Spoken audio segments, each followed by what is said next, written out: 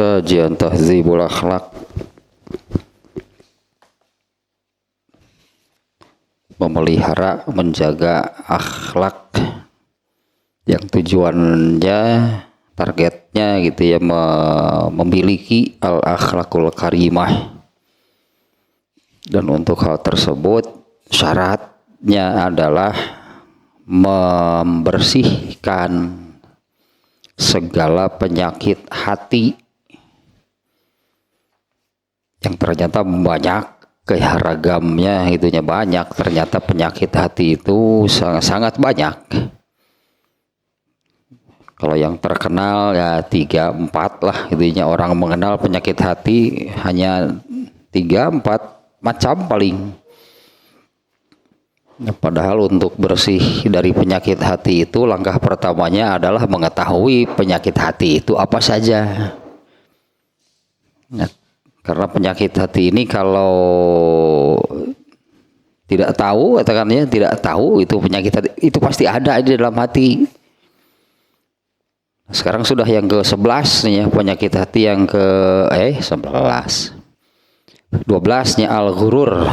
Al-ghurur ternyata ini semua sebetulnya ya benar-benar harus bersih itu dari dalam hati, karena semua penyakit hati ini benar-benar dahsyat itu dan mengerikan.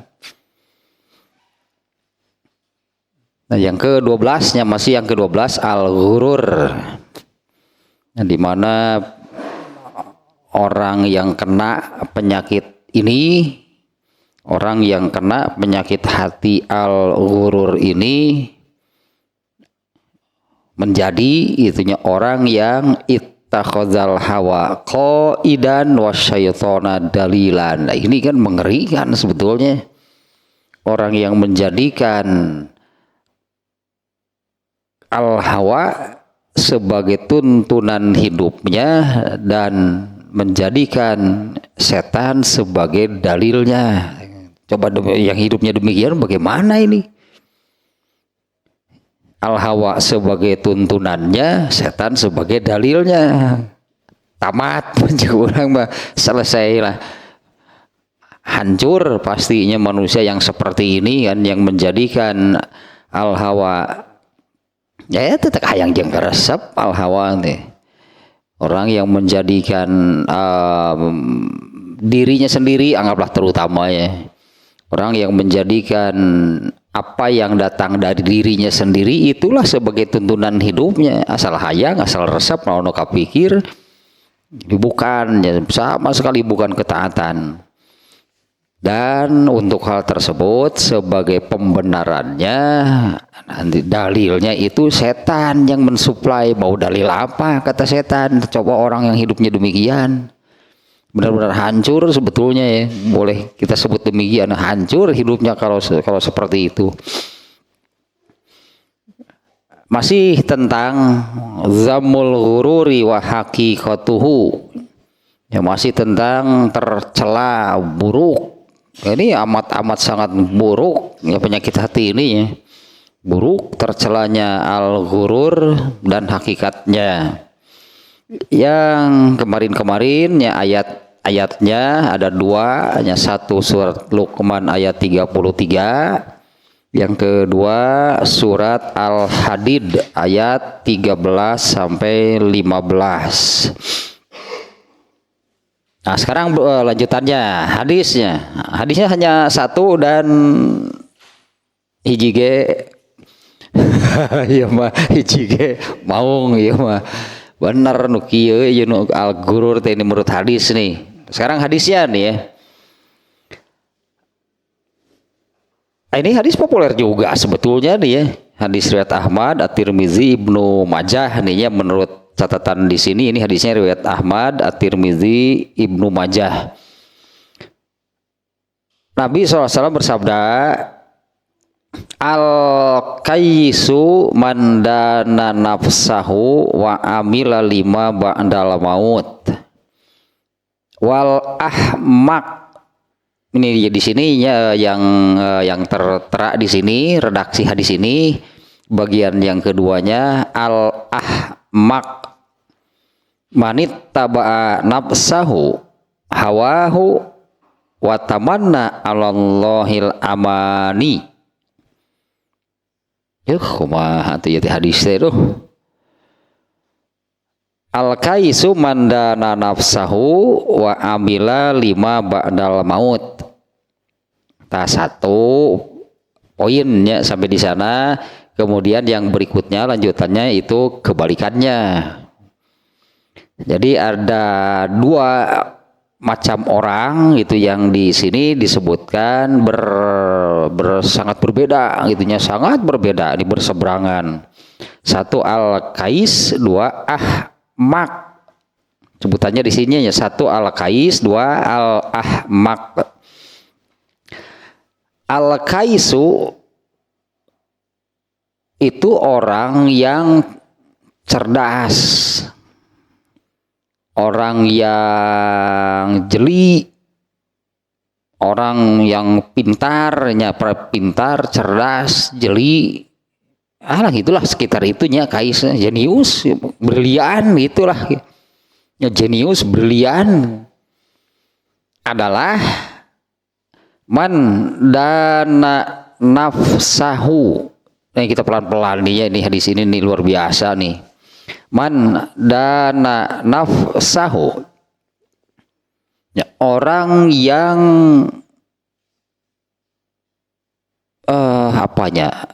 muhasabah, introspeksi, orang yang muhasabah, introspeksi, mengendalikan diri. Itu mengendalikan diri. Nah, nanti ada doanya ya terkait dengan hal ini. Wa amila lima ba'dal maut, dan tidak berhenti beramal untuk ma ba'dal maut, lima ba'dal maut. Ini maknya di sini mak mausulnya kalau dalam bahasa Arab. Mak mausul itu maknanya nakiroh, artinya untuk segalanya kan, yang nakiroh artinya mencakup ya. Nah, berarti mak di sini untuk segala sesuatu setelah kematian. Ada apa sih setelah seseorang meninggal? Banyak gitu, bukan banyak hal. Nah, segala sesuatunya berarti amalnya tidak berhenti beramal untuk segala sesuatu setelah kematiannya. Nah, kemudian yang sebaliknya ini terjemahnya sejeru demikiannya. Wal ahmaku, ahmak di sini nih, di redaksi hadis yang lain ada wal ajizu, orang yang lemah akal,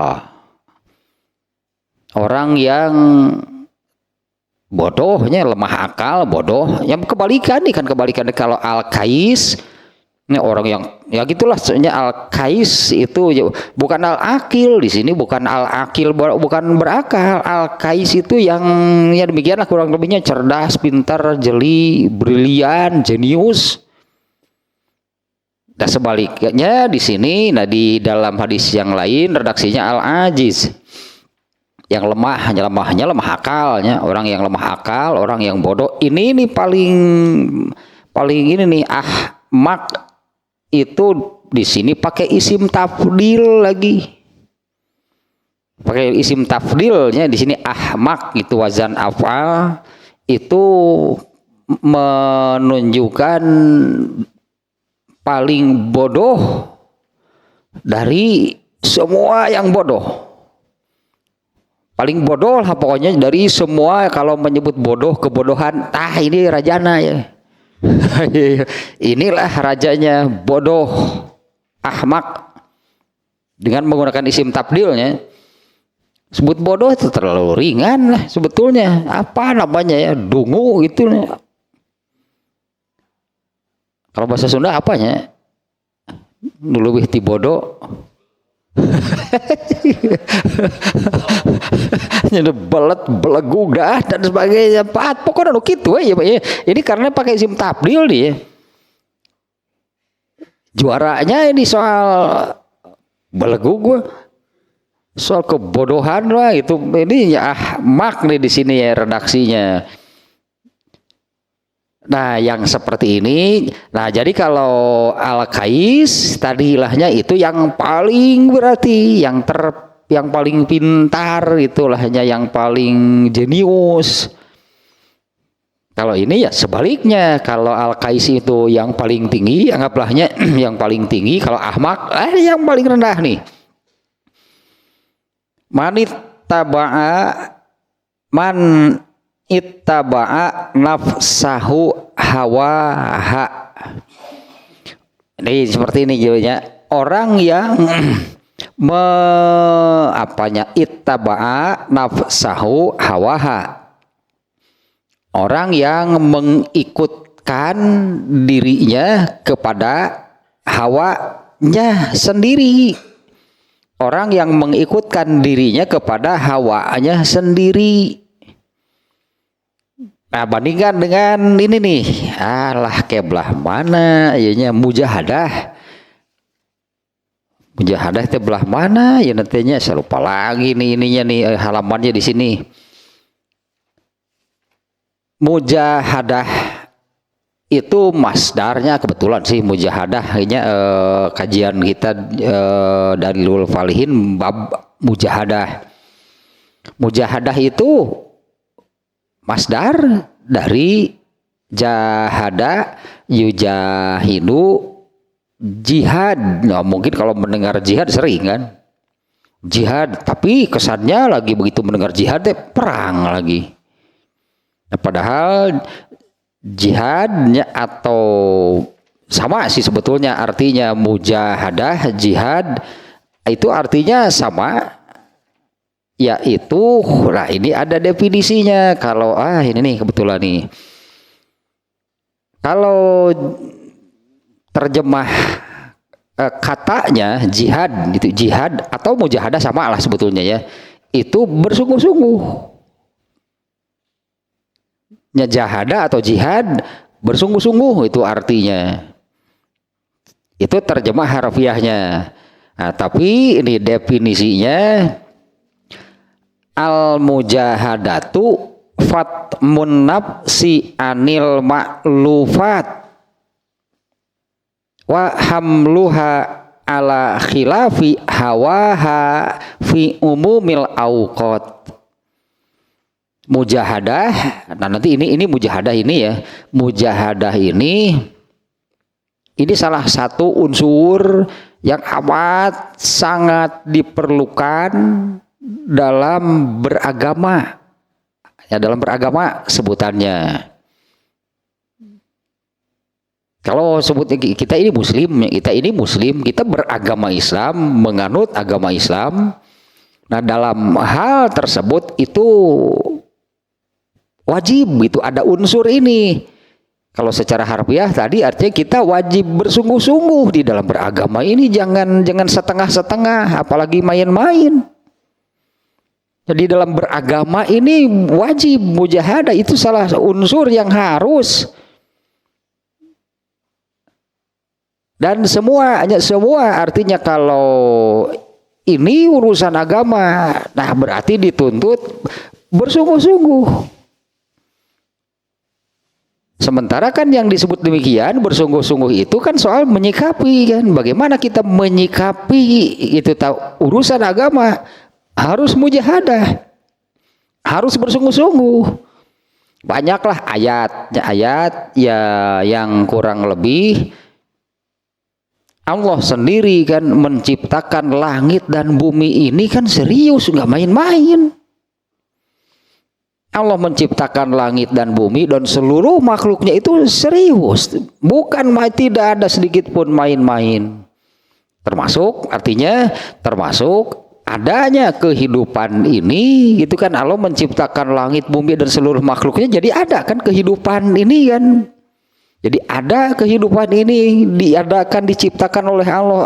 Allah itu serius, bersungguh-sungguh. Ya, apalagi kan sudah Allah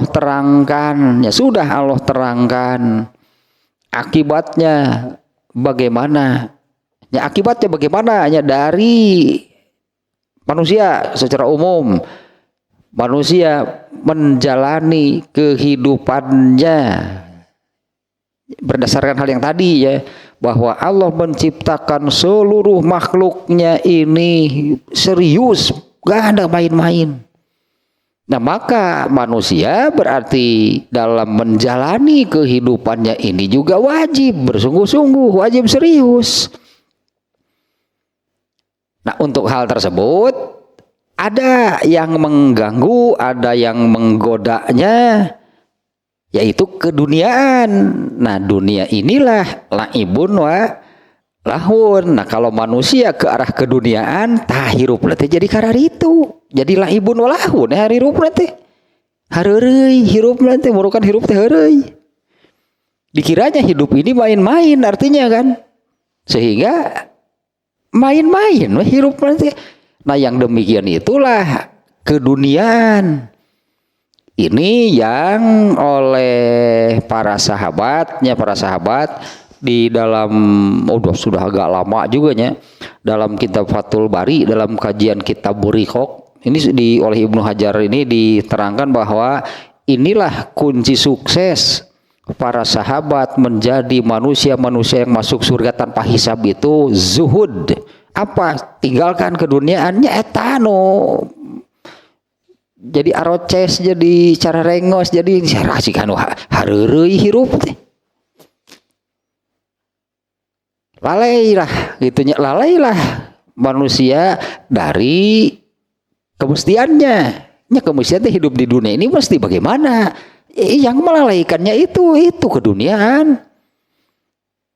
Nah, oleh para sahabat itu ditinggalkan hal yang demikian. Benarlah itu mereka meraih yang kalau di dalam Al-Quran itu disebutnya al-fauzul azim,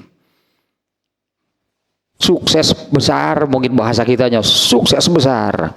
Para sahabat itu meraih hal tersebut, yaitu menjadi manusia-manusia yang masuk surga tanpa hisab. Nah iya modalnya tetap fatmun nafsi ini nih ya, definisinya nih. Al-mujahadah itu fatmun nafsi anil ma'lufat, memisahkan, menyelamatkan itunya, memisahkan, menyelamatkan diri. Fatmun nafsi, menyelamatkan diri, menjauhkan diri anil ma'lufat. Al ma'lufat itu al hawa. Kita menyelamatkan diri ini wajib, artinya ini hal wajibnya, unsur wajib dalam beragama. Harus mujahadah, harus bersungguh-sungguh. Nah bagaimana agar bisa itu bersungguh-sungguh di dalam beragama ini? Pisahkan, selamatkan diri ini dari pengaruh al-hawa. Karena al-hawa al-hawa itulah yang menyeret manusia itu menjauhi ketaatannya, harus dijauhi berarti. Ya Pak, fatmun nafsi anil ma'lufat wa hamluha, dan menempatkannya, ini domirnya muannasnya, wa hamluha hati an-nafsu, jauhkan diri itu dari al-hawa, wahamluha, dan menempatkan diri ala khilafi hawaha. Wahamluha ala khilafi hawaha, dan menempatkan diri ala khilafi hawaha, di tempat yang berseberangan dengan hawa nafsunya, dengan hawanya sendiri. Fi umumil auqat, bahkan di setiap waktu. Dan tuntutannya demikian berarti. Jadi di setiap waktu itu jangan ada al-hawa di sana. Di setiap waktunya, di setiap waktu dalam hal apapun, pokoknya di setiap waktu, di semua tempat, di segala situasi jangan ada pengaruh al-hawa. Itulah yang menjauhkan manusia dari ketaatan. Nah, wajib itu ada hal ini ya, al mujahadah. Ya, kalau dalam kajian Dalilul Falihin ya kebetulan judulnya kan Al-Mujahadah, dibahas secara khusus, dalilnya banyak ternyata. Hadis-hadis tentang mujahadah itu banyak. Nah, ini dengan definisinya nih jadi jelas nih ya, Al-Mujahadah itu apa? Secara harfiah bersungguh-sungguh.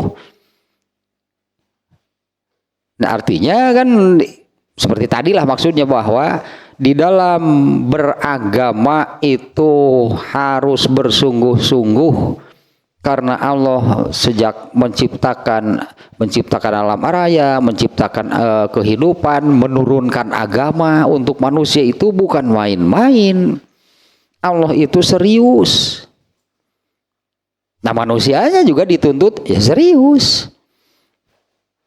Tidak al-hawa atau yang akan yang suka gitu, yang suka mengalihkan, memindahkan, mengalihkan, membelokkan itu dari hal tersebut, yaitu al-hawa. Ya, fatmun nafsi anil ma'lufat. Ya, al-mujahadah itu adalah memisahkan diri, menyelamatkan diri dari pengaruh. Kalau secara terjemah harfiah ma'al ma'lufat maka kegemaran. Ya talah pokoknya yang jeung resep teh selamatkan diri dari hal seperti itu, wa hamluha, dan menempatkan diri ala khilafi hawaha. Ya, di arah itu yang berseberangan, yang berbeda dengan al-hawa, dengan kahayang jeung karesepna. Dengan kahayang jeung karesep diri fi umumil auqat, jadi sembarang di setiap waktu. Nah, kembali ini ke sini nih. Al-Kaisu yang tadi yang cerdas, itu Al-Kaisi itu yang cerdas, yang pintar, yang jeli, yang teliti, yang brilian, yang jenius itu adalah man dana nafsahu. Jadi seperti ini berartinya seolah-olah kita ini diberi pinjam, anggaplah diberi pinjam gitunya. Kita ini diberi pinjam oleh Allah nih, kita ini dipinjami atau diberi pinjam oleh Allah diri. Terus diri kita itu mau kita apakan? Itu tadi, diri kita itu mau kita apakan? Nah, kalau menurut definisi mujahadah tadi, fatmun nafsi, ya fatmun nafsi, selamatkan itu diri kamu anil ma'lufat. Nah, seolah-olah demikian ya maknanya, kita ini dipinjami. Makanya kan diri kita ini punya siapa? Punya Allah, bukan punya kita. Sehingga kan tidak boleh kan hidup itu ya terserah kita, sesuka kita, hirup orang kumaha orang. Padahal hirup orang usaha. Ya, diri kita pun milik Allah. Ya, diri kita pun milik Allah. Sehingga kan Allah nanti akan menanyakan. Ya, Allah akan menanyakan, Allah akan menghisab. Di antara yang dihisab itu kan jasad. Itu hadis yang ada 4 tidak akan bisa melenggang dengan tenang gitulahnya seorang hamba pada hari kiamat sebelum menjawab 4 pertanyaan dari Allah, diantaranya tentang jasad, sampai sampai menjadi lemah dan hancur gitulah. Itu digunakan untuk apa? Kenapa sih Allah menanyakan kepada awak orang lain mata kitu ge? Ya, kenapa Allah menanyakan? Ada 4 ya tadinya, kemudian soal harta juga ada. Tapi seolah-olah kan ya, Seolah-olah kan anggaplah sebutnya kita yang bekerja lalu kita mendapatkan uang. Ini uang milik siapa? Kenapa Allah menanyakan? Saya yang bekerja kemudian menghasilkan uang. Uang itu mau saya apakan? Ya terserah saya. Ternyata kan tidak demikian. Mun yang jelema manya bisa ngomong gitu. Orang udah digawe, orang ada boga duit, dikumahakeun, wah orang apa orang berhak mengatur? Kan enggak. Tapi hakikatnya kan bahwa Allah yang memberi rezeki.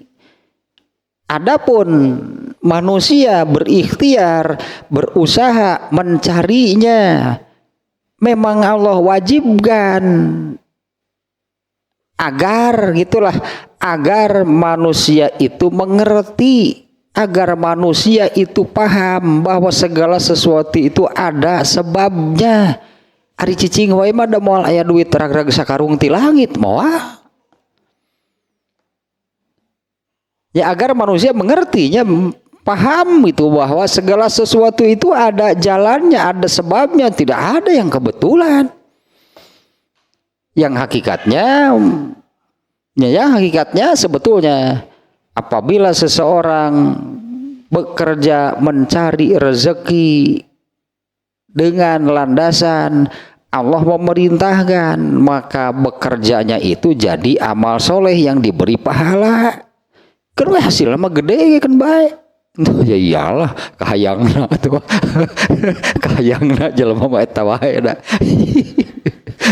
Kahayangna keun bae hasilna gede ge. Bari gaweana mangga sakur gogoleran ge. Gogoleran sigian nu teu hayang gitu. Usahana teh tapi gede hasilna mending gitu.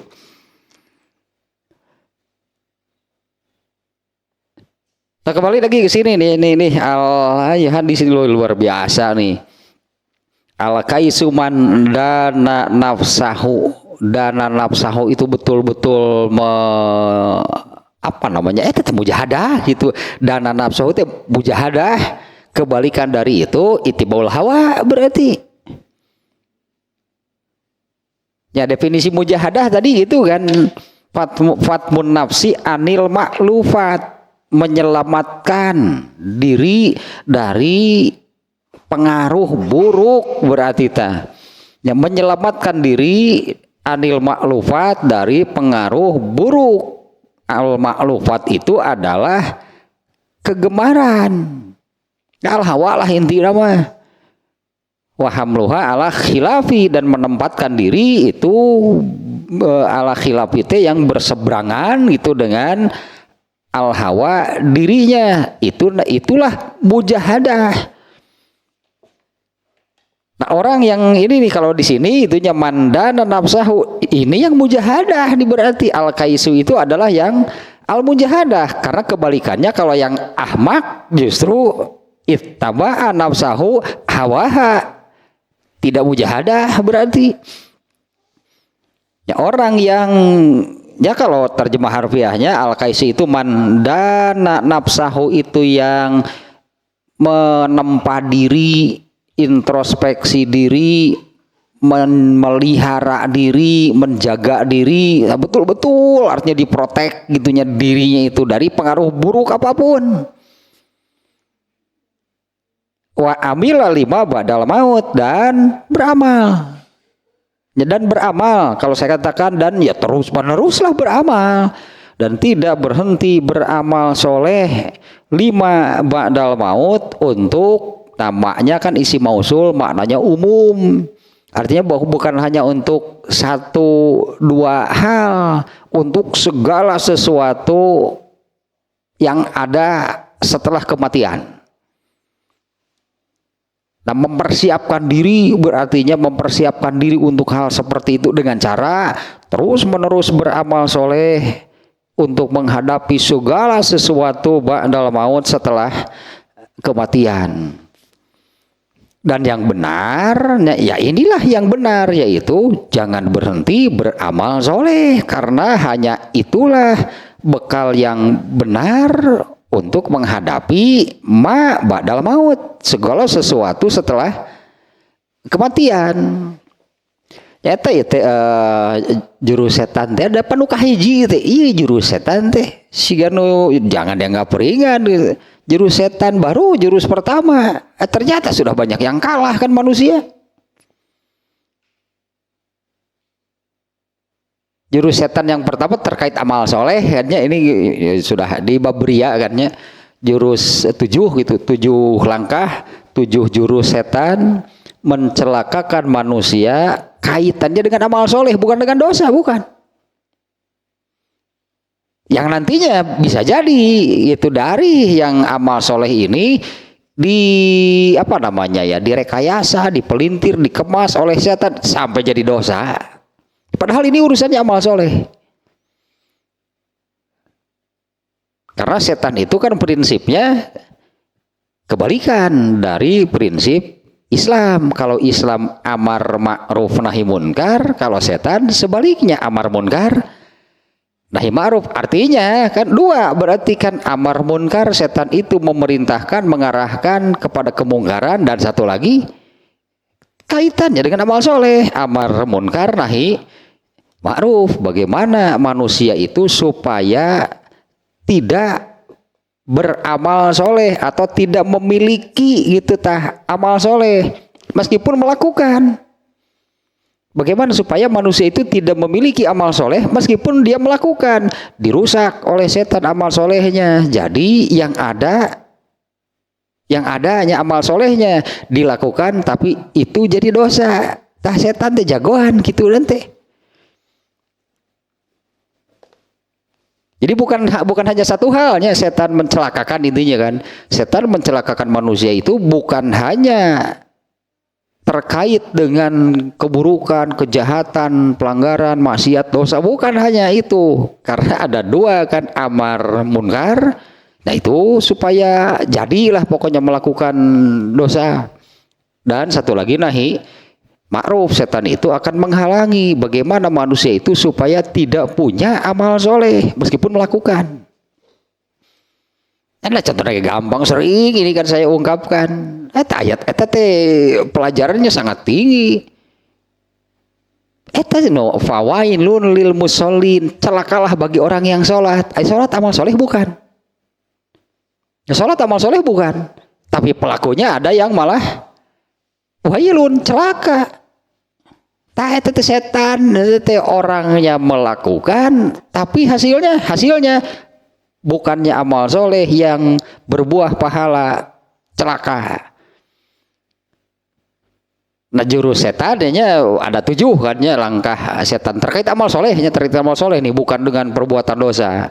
Jurus pertama setan langsung membisikkan, udahlah buat apa beramal soleh, gampang tuh melawan eta. Jangan dikira gampang, padahal ieu kakara jurus kahiji. Belum pakai senjata apa-apa. Tangan kosong kene ieu mah. Setan lagi tangan kosong kene nu ieu mah. Setan membisikkan, buat apa beramal soleh? Tinggalkan, jangan dilakukan. Sakitu jeung carape, jeung lulus, jeung tariris, jeung naon teh tah mulailah setan. Cara melawannya kan, katakan pada diri sendiri, itu untuk melawan setannya. Katakan pada diri sendiri, saya harus beramal soleh. Alasannya apa? Saya harus beramal soleh karena inilah bekal yang benar untuk di akhirat nanti. Eta jurus eta nanti lawan nanti. Lawan gitu dengan setan mengatakan itu tadinya anjing beri ngaliwat acan setan lagi wah beramal soleh juga betul wae ngusah teu kudu nggak kena ngusup tetap resep kena ngusup amal soleh moream mending ya mengerjakan hal yang lain yang bukan ibadahnya. Ini jurus pertama loh. Cara melawannya itu kan jurus untuk mengkanternya, untuk mengalahkannya adalah katakan pada diri sendiri, saya harus beramal soleh. Nah ini berarti kan pada waktu kesempatan beramal soleh itu datang, setan kemudian akan menghalangi. Dan untuk melawannya kan saya harus melakukan. Karena inilah bekal yang benar. Nah kan sejalan juga nih dengan hadis ini nih ya. Orang yang cerdas, orang yang jenius itu adalah man dana nafsahu. Kalau dengan satu kata mujahadah berarti orang yang mujahadah terhadap dirinya. Teta dana nafsahu tanya dengan yang tadi ya definisinya. Man dana nafsahu orang yang mujahadah terhadap dirinya, yaitu orang yang membebaskan dirinya dari pengaruh kahayang jeung karasep. Karena itu jelas bukan ibadah, itu bukan ketaatan kahayang jeung karasep. Dana nafsahu itu orang yang menjaga dirinya. Menjaga dirinya hanya memproteksi lah gitu, itulah sekitar itulah terjemahnya ya. Bahkan di sini kan dana nafsu itu juga bisa diartikan orang yang selalu introspeksi dirinya. Introspeksi itu artinya kan untuk terus memeriksa kan. Introspeksi itu artinya kan terus itu diperiksa. Kalau ada ditemukan kesalahan, kemudian dikoreksi, diluruskan dan tidak diulang. Berarti kalau tahu ternyata oh ini misalnya ada kesalahan, ada keburukan. Itu kan introspeksi itu berarti kan untuk semakin menjadi semakin baik, semakin baik, semakin baik. Nah kan itu kan perlu mujahadah, bebaskan itu diri itu dari pengaruh al-hawa. Karena ini kebalikannya justru orang yang mengikuti al-hawa nih, si ahmak itu si belegug tuh. Si ahmak itu si belegug tuh. Si dungu manusia paling bodoh itulah intinya ahmak itu. Nah wa amila lima ba'dal maut. Nah kenapa katakan begini, wa amila lima ba'dal maut dan terus menerus sebutnya teh kacape bencik orang Sunda kacape ari urusan amal soleh terus gitu beramal soleh. Nah karena memang juga nih sesuai kan dengan tuntutan dari Allah di ayat nanti teh judulnya teh al-insyirah nanti nu alam nasyroh teh itu di ayat terakhir kan fa iza farogta fansob. Arti ayat tersebut adalah apabila kamu sudah selesai beramal soleh itu kemudian apa? Beramal soleh lagi, nggak ada yang lain. Fa iza farogta fansob, apabila selesai dari satu amal soleh itu artinya coba kita akan nanya, coba pikirkan amal soleh apa lagi berikutnya. Setelah selesai misalnya selesai lagi amal soleh yang kedua, terus apa lagi? Amal soleh lagi. Ini yang apa namanya yang dicontohkan. Ini yang dicontohkan oleh Rasulullah SAW dan beliau itu benar seluruh hidupnya itu isinya hanya ibadah. Makanya Rasulullah nggak ada dosa sedikit pun, isinya amal soleh semua. Ada dosa? Nggak akan ada pasti. Karena seluruh waktunya itu hanya dipakai untuk beramal soleh, nggak ada yang lain isi hidup Rasulullah. Tak memenuhi, Rasul itu memenuhi perintah ini. Faiza farogta fansob. Sebetulnya nih hadis ini nih yang mengarahkan bagaimana sih yang disebut beramal soleh itu? Ya bagaimana sih yang disebut beramal soleh gitunya? Apa sih yang dilakukan itu yang disebut beramal soleh? Ini hadis ini nih yang kalau saya ini nih yang ini mengarahkan nih yang beramal soleh itu yang seperti ini. Ini dalam Kitabul Adab nih ya yang judulnya itu kalau nggak salah Imam Bukhari itu judulnya apa yang dilakukan oleh seseorang di rumahnya untuk kepentingan keluarganya. Aisyah ditanya kan apa yang suka dilakukan oleh Rasulullah SAW kalau sedang di rumah. Dengan catatan nih ya, karena semua yang dilakukan oleh Rasul itu amal soleh semuanya. Apa sih yang dilakukan oleh Rasulullah SAW ketika di rumah? Amal soleh berarti yang dilakukannya. Ternyata kan Aisyah menjawab, ya kadang-kadang kalau ada baju yang sobek beliau jahit sendiri. Kalau ada sendal yang putus kemudian dijahit sendiri,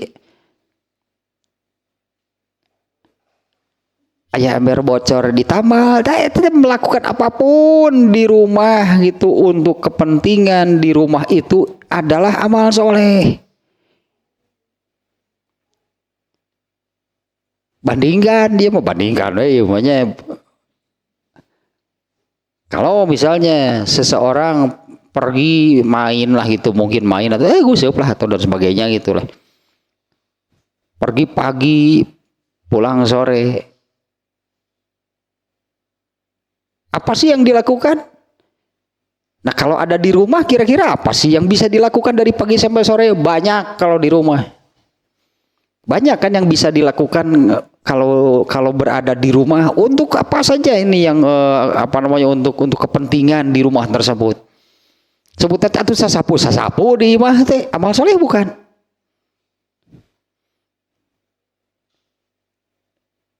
Mau sasapu ke, mau ngepel ke, mau bersihan jamban ke, pokoknya semua yang dilakukan di rumah itu adalah amal soleh.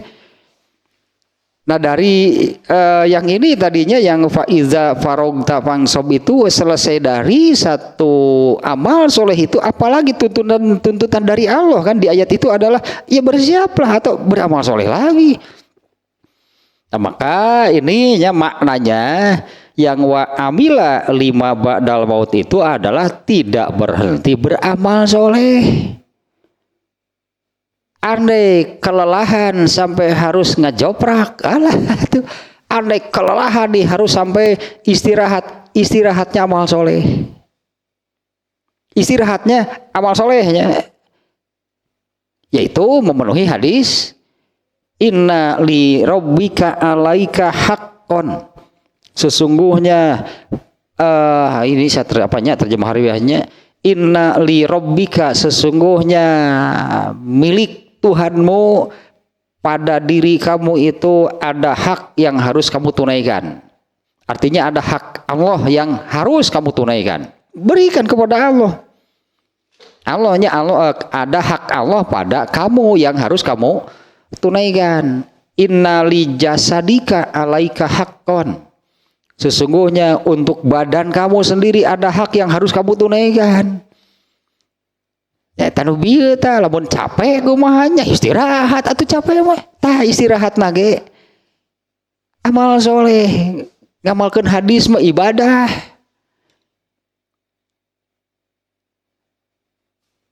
Tapi capeknya itu capek kunaon? Kalau sampai sakit nih, ada waktunya lah manusia sakitnya. Rasulullah SAW sendiri kan orang yang kalau Rasulullah SAW kan contoh berislam teh, jadi ya beliau kan contohnya.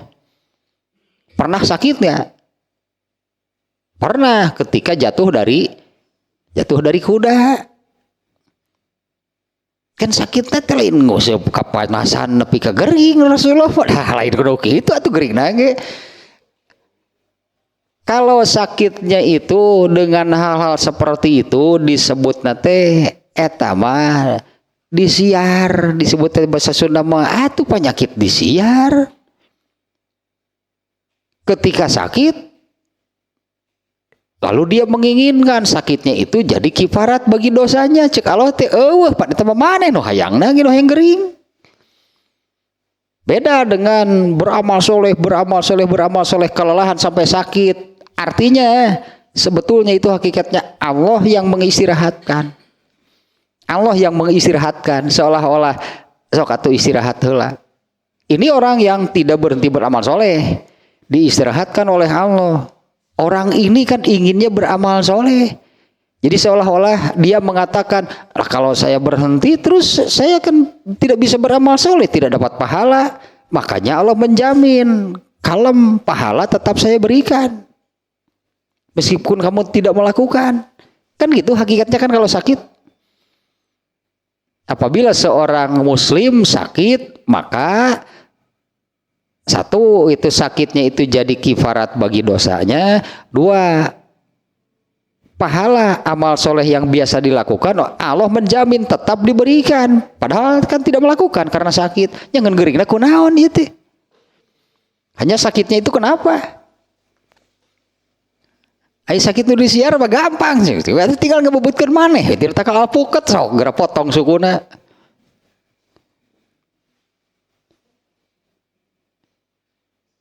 Ya kalau karena ulah sendiri artinya kan gampang mun kitu banyak sok atuh naik ke tanggalan sing ngebubutkeun maneh kira. Sakit terus weh hayang jadi ingin jadi kifarat bagi dosanya cek kalau teh teuing da geuring gelin ku urang cek kalau teh ku maneh we teh maneh nu hayang potong teh.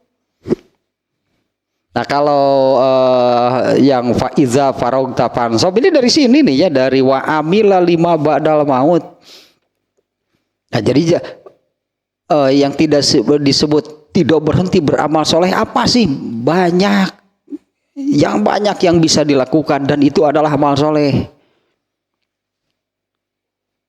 Ya di rumah gitunya. Nah hadis yang tadinya Aisyah itu ditanya apa sih yang suka dilakukan oleh Rasulullah SAW ketika di rumah.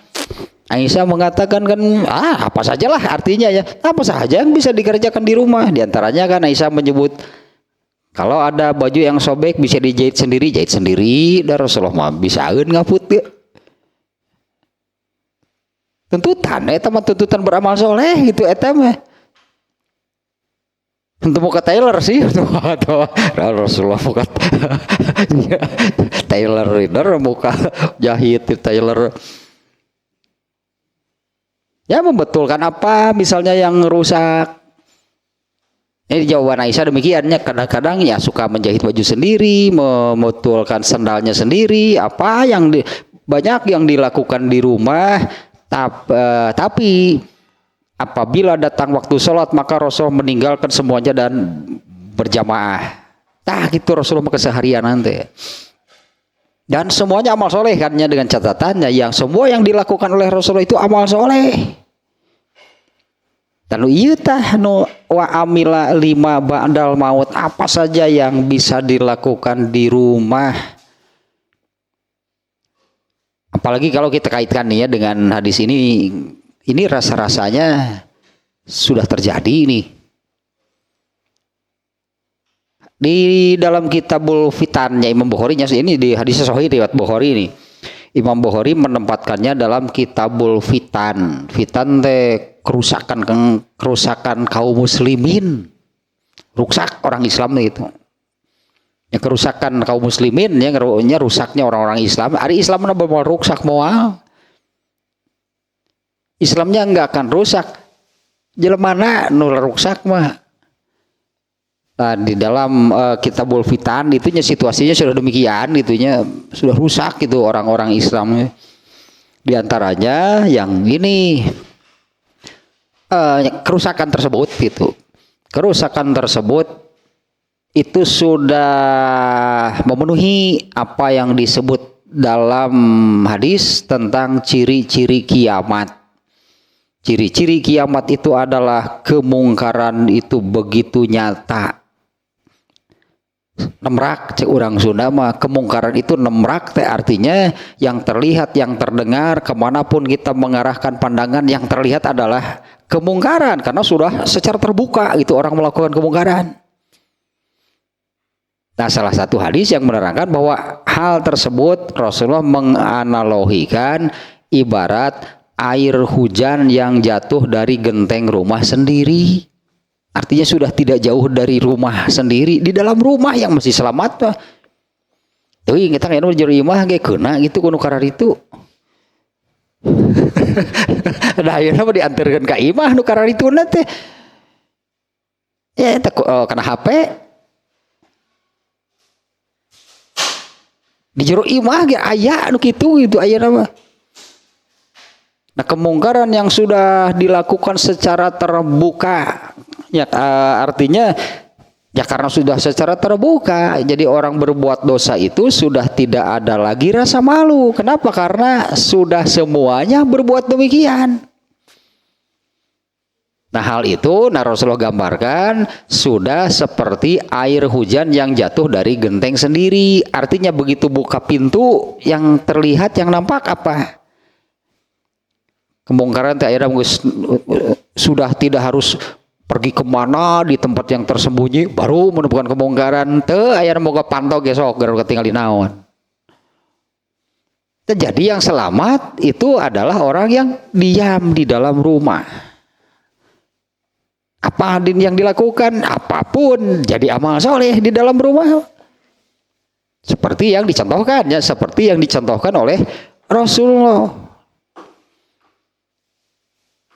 Ya, makanya ini hadis populer sebetulnya nih, ya, hadis populernya al-kaisu mandana nafsahu. Secara kalau untuk mudahnya lahnya dana nafsahu menu tadi mujahadah. Orang al-kais itu orang yang seperti apa? Yang mujahadah. Karena mujahadah itu kan tadi terkait dirinya sendiri kan. Fatmun nafsi anil maklufat. Mujahadah. Nuk itu kan definisi dari mujahadah. Atau kan kalau dengan tadinya kalau secara terjemah harfiahnya mujahadah itu adalah kan kesungguhan. Bersungguh-sungguh dalam beragama ya itu nu pinter mah orang yang bersungguh-sungguh di dalam beragama dalam beragama itu dalam mengamalkan itu dalam menjalankan agamanya itu al-mujahadah. Dan untuk bisa demikian itu harus bebaskan diri dari pengaruh al-maklufat dari al-hawa. Dan tidak berhenti nih beramal untuk segala sesuatu setelah kematian. Ya kita kaitan tadinya ke jurus pertama gitu dari setan terkait dengan amal soleh itu adalah setan menghalangi supaya manusia tidak beramal soleh. Dan jurus untuk melawannya itu adalah katakan pada diri sendiri, saya harus beramal soleh karena hanya itulah bekal yang benar untuk ini nih, untuk 5 ba'dal maut, untuk menghadapi segala sesuatu setelah kematian. Nah sekarang al-ahmak nih, si dungu nih, paling dungu al-ahmak makar pakai isim tabdil. Dan hamako bukan jahlun, lebih dari jahlun. Ahmak nih di sini kata yang dipakai nih dengan kata bukan isim tabdil pun itu sudah menunjukkan yang terbodoh dari yang bodoh. Ini pakai isim tabdil lagi anggus ieu mah teuing kumaha atuh lah. Ya yang paling dungu dari yang terdungu gitulah doi manupang bodoh-bodoh tinu bodoh lah pokoknya mah adalah manit taba'a nafsahu. Tah tadi teh bisa kita katakan demikian, Allah itu meminjamkan diri kita kepada kita, terus mau kita apakan? Nah, diri kita itu kita apakan? Nah ternyata kan itu akan dihisab, akan ditanyakan oleh Allah. Nafsun lah gitu ta, nafsun dinya Allah itu meminjamkan nafsun kepada kita. Nah orang yang ahmak itu adalah man ittaba'a nafsahu, orang yang mengikutkan nafsunnya itu kepada hawa, kepada hawanya sendiri, kepada artinya eta kahayang jeung karosna sorangan, tasi dirinya itu diikutkan ke sana. Diikutkan gitu kepada kahayang jeung karesepna. Yang jelas yang pasti itu bukan ketaatan. Itu bukan amal soleh. Ini kan sebaliknya dari yang tadinya. Kalau yang tadi kan kaitannya dengan amal soleh, pokoknya malah yang kais mah. Ya kalau ini ya sebaliknya berarti. Manittaba'a nafsahu, orang yang mengikutkan nafsunnya, dirinya itu kepada al-hawanya. Tata yang paling dungu, yang paling bodoh dari yang bodoh tata. Orang yang hirup dengan guguh hayang jeung karesep.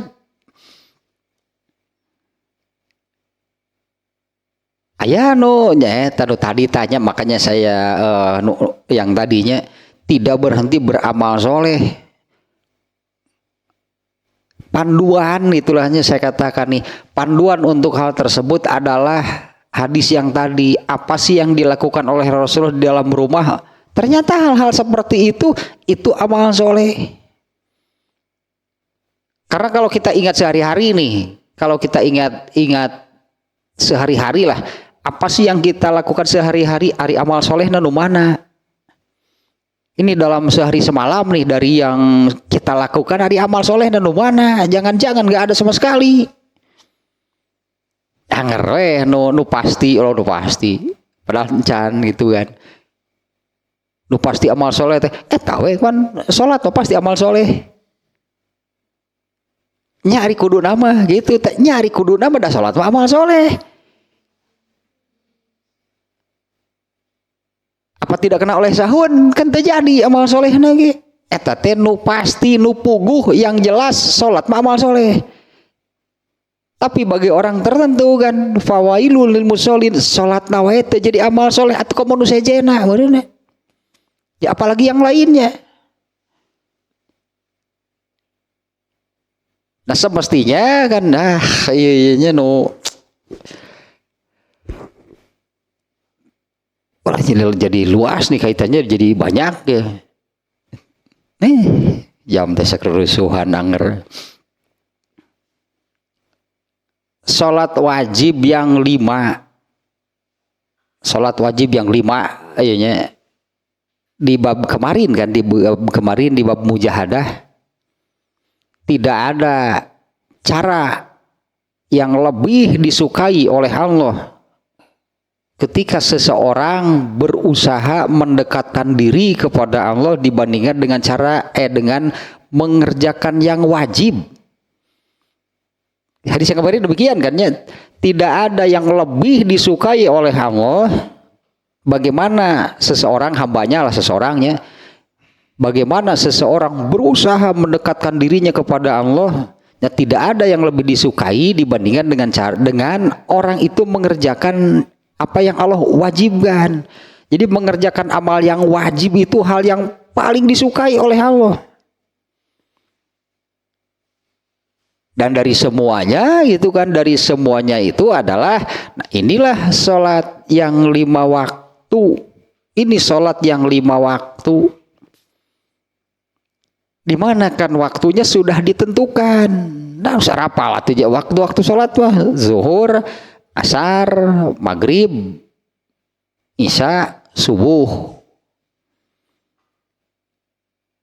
Nah di mana sholat ini menurut Al-Quran itu, menurut Al-Quran dan menurut Allah, innas sholata tanha anil fasyawal munkar. Apabila seseorang mengerjakan sholat subuh, mestinya sholat subuh ini bisa menjaga, menghalangi perbuatan fahsya dan munkar sampai zuhur. Kemudian kerjakan zuhur. Ya, kita asumsikan demikian lah ya. Mestinya sholat zuhurnya ini bisa menjaga, memelihara dari kemungkaran sampai datang asar. Nah yang pokok itu dari 24 jam itu adalah sholat. Maka segala sesuatu itu silahkan lakukan setelah sholat yang pokok, di mana nanti akan terjaga nih oleh sholatnya ini, karena sholat itu tanha anil fasyawal munkar. Bagaimana kalau sholatnya dibunuh? Alah, pernah mendengar yang demikian? Bagaimana kalau sholatnya dibunuh? Ya dibunuh teh mati. Emang ada orang yang membunuh sholat? Kalau sholatnya dibunuh mati, mana bisa yang mati menjaga yang hidup? Iya dalilnya bisi weh cari. Ini dalilnya sebentar dia. Kela ya. Nih dalilnya. Ada berapa nih? 3 nih, tapi beda redaksi, hadis yang sama beda redaksi. aslinya seperti ini ya, saya baca dulu nih Arabnya nih. An Abi Dzarrin radhiyallahu anhu qala li Rasulullah sallallahu alaihi wasallam, ya Aba Dzarrin kaifa anta iza kanat alaika umara'u yumitun amata, yumitu kan mematikan, membunuh. Ini redaksinya demikian ya, yumituna. Kaifa anta iza kanat alaika umara'u yumituna sholat. Makanya saya katakan ini bagaimana kalau sholatnya dibunuh, apa sih yang bisa menjaganya? Karena sholat inilah yang bisa menjaga tanha anil fasyawal munkar. Sholatnya dibunuh, nges beres, selesai tah hidup itu berarti nges amuradul deh wae. Nih dalilnya nih. Rasulullah seperti ini menggunakan kata yumituna. Aokola yuakhiruna sholata. Ta eta gening yang disebut yumituna teh ao yuakhirus sholat. Qultu, kata Abu Dzar, saya balik bertanya, ya Rasulullah, fama ta'muruni? Kalau itu terjadi, apa yang harus saya lakukan? Nah, tadi artinya tanu etalahnya ada kata yumituna tadi. Nah, sekarang ini terjemahnya demikian nih hadis ini. Fama ta'muruni qala shollis sholatan li waqtiha fa in adraktaha ma'ahum fasholliha fa innaha laka nafilah. Dari Abu Dzar, semoga Allah meridhoinya, ia berkata, Rasulullah SAW bersabda kepadaku, wahai Abu Dzar, apa yang akan kamu lakukan jika kamu memiliki pemimpin yang mematikan sholat? Atau beliau bersabda mengakhirkan sholat. Sama dengan, berarti mengakhirkan sholat itu sama dengan membunuh sholat, mematikan sholat. Kemudian saya berkata, Rasulullah demikian ya, wahai Abu Dzar, apa yang akan engkau lakukan jika memiliki pemimpin yang mematikan sholat atau mengakhirkan sholat? Saya menjawab dengan pertanyaan di sini, wahai Rasulullah, apa yang engkau perintahkan kepadaku jika hal itu terjadi? Rasulullah menjawab, sholatlah pada waktunya. Iraha si waktunya deh. Tadi mengakhirkan. Jadi disebut sholatlah kamu pada waktunya. Kapan sih waktunya? Kalau sholat asar jam 5 itu waktunya bukan. Nah, itu mau diakhirkan teh. Itulah sholat yang dibunuh. Apa yang hal yang engkau perintahkan jika aku mengalami hal tersebut? Salatlah kamu pada waktunya. Iya, hadis ini menunjukkan jadi salat pada waktunya itu kapan? Kalau salat asar jam 5 pada waktunya bukan? Apa itu diakhirkan kan? Ya segera ya hadis iya aja. Wahai Abu Dzar, apa yang akan kamu lakukan jika kamu memiliki pemimpin yang mematikan sholat atau mengakhirkan sholat? Itu redaksinya tadi demikiannya, sengaja saya baca aslinya tadi kan, yumituna sholata au qala yuakhiruna sholata. Nah, Abu Dzar bertanya, apa yang harus saya lakukan jika mengalami hal tersebut? Mengalami hal apa? Memiliki pemimpin yang suka mengakhirkan sholat. Kan garis miring, mengakhirkan sholat itu membunuh sholat. Nah, Rasulullah menjawab, apa yang harus saya lakukan jika aku mengalami hal tersebut? Beliau menjawab, sholatlah kamu pada waktunya. Nah, yang disebut sholat pada waktunya itu adalah begitu datang waktu sholatnya, waktunya sholat jam 11 macan. Kalau sholat zuhur misalnya, kapan sih waktunya sholat? Coba lihat jadwalnya, zuhur jam berapa sekarang? Jam 11.40. Tah waktu sholat eta. Ya kan demikiannya, zuhur jam berapa sekarang? Jam 11.40. Iya, waktunya sholat. Nah, karena sudah masuk waktunya sholat, maka dikumandangkanlah azan. Ayo kita sholat. Kan gitu ajakan sholat nanti dina azan teh. Eta waktunya sholat mah kumaha mun 2:30. Itu kan mematikan gitu teh. Kenapa Allah memberi waktu untuk sholat zuhur sampai jam 3 misalnya, gitunya sampai jam 3. Coba lihat Rasulullah pernah nggak sholat tidak di awal waktu? Ya, pernah nggak sholat Rasulullah SAW tidak di awal waktu? Atau tidak di awal waktu Rasulullah pembunuh sholat merenang. Tapi Rasulullah kan pernah diundur. Ketika sholat zuhur pada cuaca yang sangat panas di tempat terbuka. Bilal seperti biasanya, begitu masuk waktu zuhur, Bilal mau azan. Rasulullah kan yang melarang, nanti dulu biar agak dingin gitulah. Biar agak dingin dulu. Jelas alasannya, fa inna syiddatal harri min faihi jahannam. Karena panas sangat yang terik ini berasalnya ini dari jilatan api neraka. Kurang lebih jam 1 mungkinnya Bilal mau azan lagi. Jangan dulu. Biar agak dingin dulu. 2 kali gitu. Yang ketiga kalinya ketika hampir atau sudah dekat ke asar. Bilal mau azan lagi. Ya sok ayeuna mah geus rada tiis. Tah jelas alasan nanti. Bahkan Rasulullah SAW pun sholat zuhur lewat sampai masuk asar. Pernah. Lewat sampai maghrib. Ini zuhur nih ya. Sampai lewat waktu asar. Belum sholat zuhur sampai datang waktu asar. Belum asar dan zuhur sampai masuk waktu maghrib. Pernah demikian Rasulullah. Apa alasannya? Karena perang. Ada yang lebih penting pada satu saat dari sholat.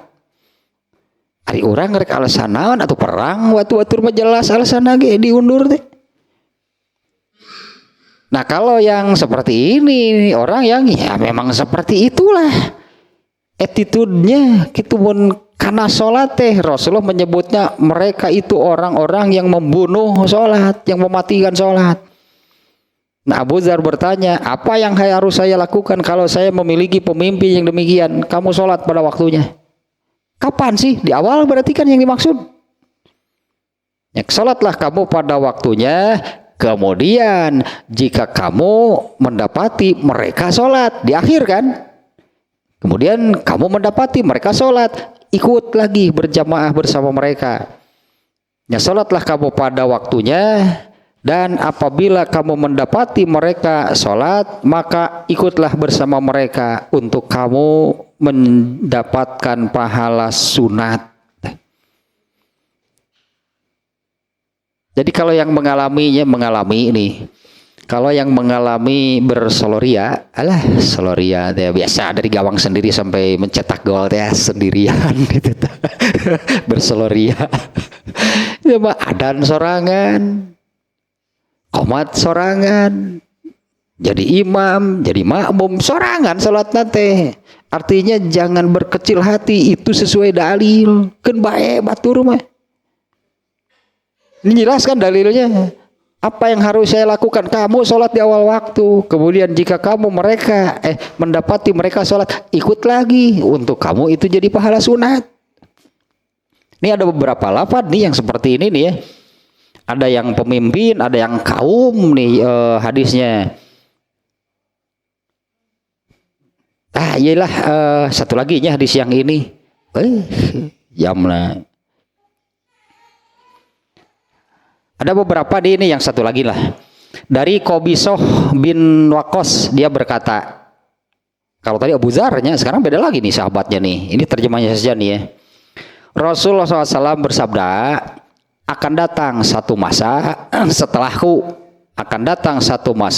setelahku, di mana para pemimpin kalian itu orang-orang yang suka mengakhirkan sholat. maka bagi kalian tetap mendapat pahala, yaitu kalau seperti yang dilakukan oleh Abu Dzar tadi, sholat saja di awal waktu meskipun sendirian.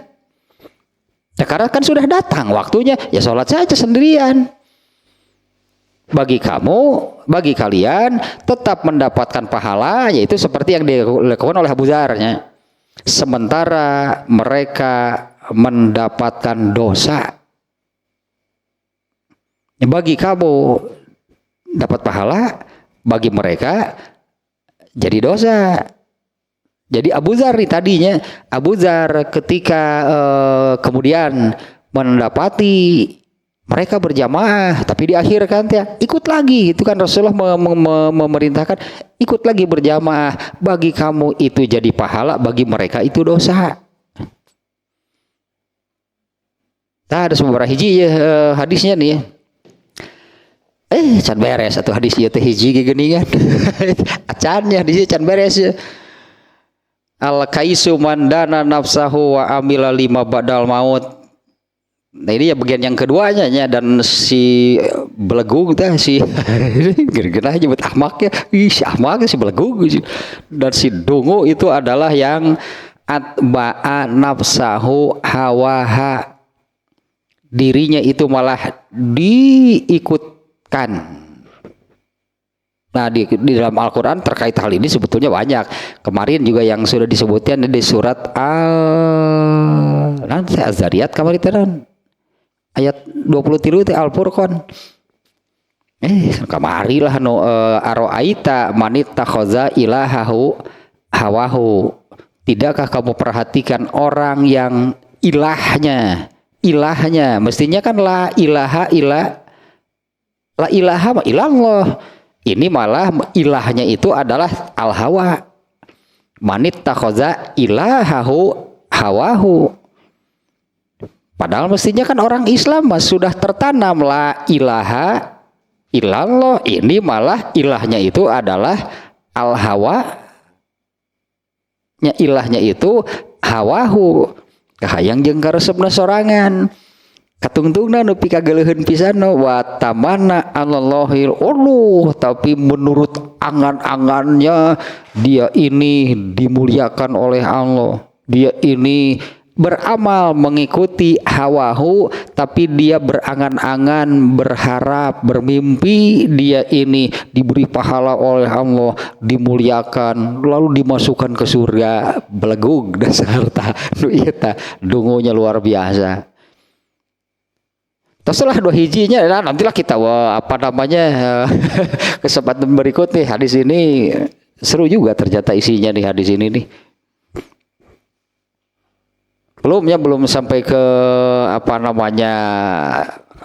mendalam itulah. Ini nih yang keduanya, karena ada 2 poin Rasul dia di sini menerangkan 2 orang yang berseberangan, yang amat berbeda. Satu disebut Rasulullah menyebutnya al-kais. Ya, orang yang cerdas, pintar, jeli, brilian, dan satu lagi orang yang super dungu nih yang kedua ini nih. Teruslah 2 hiji belum berarti masih ini masih dalam judul Zammul Ghurur wa Haqiqatuhu, buruk dan terceranya al-ghurur dan hakikat al-ghurur. Nah nanti berikutnya sebetulnya orang kafir kena gurur, berarti bagaimana sih gururnya orang kafir? Nanti orang Islam ada yang kena gurur, nah bagaimana sih kena gururnya orang Islam? Dan banyak di sini ada berapa macam nih ya, yang gururnya kafir, gururnya muslim, gururnya ahli ilmu. Ada ternyata gururnya ahli ilmu, gururnya orang kaya. Kalau kena gurur ya kena lah gitu pokoknya. Jadi yang tadi saja berarti jadi ahmak. Kalau kena gurur jadi ahmak berarti. Ya karena pada intinya gurur itu kan tuh yang kemarinnya yang saya katakan, saya suka nih kalimat yang ini. Orang yang kena al-gurur itu adalah manit takhoza hawahu qaidan, orang yang menjadikan al hawa sebagai tuntunan hidupnya, wasyaitona dalilan, dan setan sebagai dalilnya atau dalil pembenarannya itu dari setan.